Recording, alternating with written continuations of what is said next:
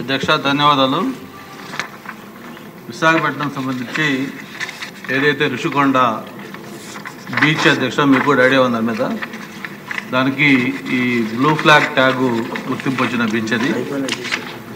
దేశంలోనే ఉన్న 10 blue flag గుర్తింపున్న బీచ్ల్లో Rushikonda ఒకటి. ఆంధ్రప్రదేశ్లో ఏకైక బీచ్ అధ్యక్ష అది.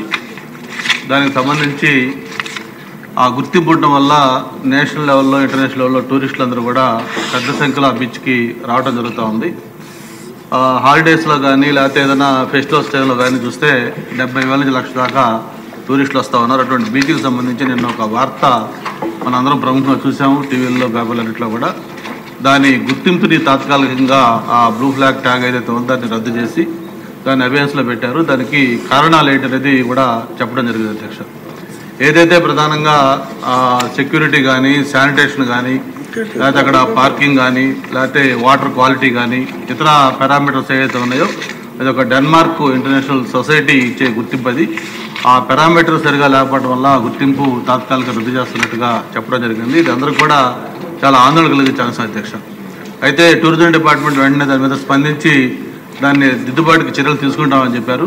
బట్ నేను ఒకటే మీ ద్వారా తెలియజేస్తుంది సబ్కి ఏంటంటే, ఏదైతే ఇటువంటి చర్యలు జరిగినప్పుడు దిద్దుబాటు చర్యలు తీసుకొని దాన్ని సరిచేయడం కంటే కూడా అసలు ఎందుకు జరిగింది ఇది, ఎందుకంటే ఒకసారి ఆ మార్క్ వచ్చిందంటే అది ఇంటర్నేషనల్గా చాలా ఎఫెక్ట్ అవుతుందని రిప్యుటేషను.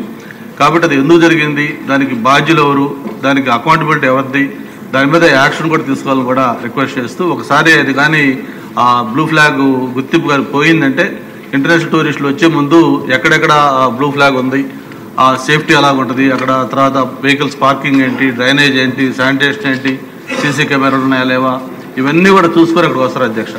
కాబట్టి విశాఖపట్నానికి ఐటీ, టూరిజం రెండు కూడా చాలా ఇంపార్టెంట్. కాబట్టి ఆ టూరిజం మీద మనం ఫోకస్ పెట్టుకోవాలి. కాబట్టి వెంటనే దీన్ని తక్షణం స్పందించి మళ్ళీ రేపు ఒక 4-5 డేస్లో దాన్ని మళ్ళీ కమిటీ వస్తుందని చెప్తున్నారు. ఆ కమిటీ వచ్చే టయానికి అది కూడా రెక్టిఫై చేసి దాన్ని మళ్ళీ ఆ ఫ్లాగ్ వచ్చేట్టు చేయాలి. భవిష్యత్తులో ఇటువంటి రిపీట్ కాకుండా కూడా దానికి ఒక బెంచ్ మార్క్ ఉండే విధంగా ఒక పారామీటర్స్ కూడా ఫిక్స్ చేయాలని కోరుతున్నాను అధ్యక్ష.